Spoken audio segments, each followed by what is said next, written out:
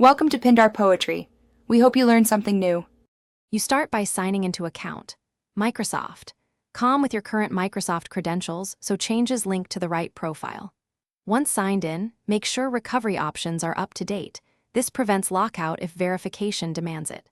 Open a secondary tab for your email or phone to receive codes and enable two-step verification if not already set.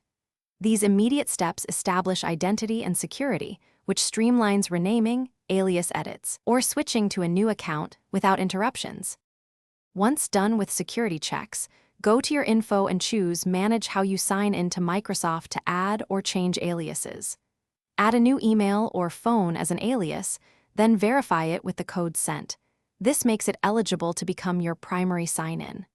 After verification, set the new alias as primary and confirm account behavior. Do not remove the old alias until the new primary works for sign-in and linked services, because that prevents accidental service access loss. You finish by signing out and signing back in with your new primary alias to validate the change across devices.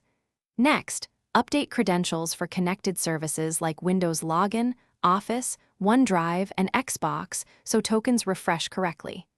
If a service still references the old account, remove and re-add it. If you cannot sign in or verification codes fail, use the account recovery form immediately or contact Microsoft support. This single troubleshooting step resolves. Thanks for watching. Consider subscribing if we helped you.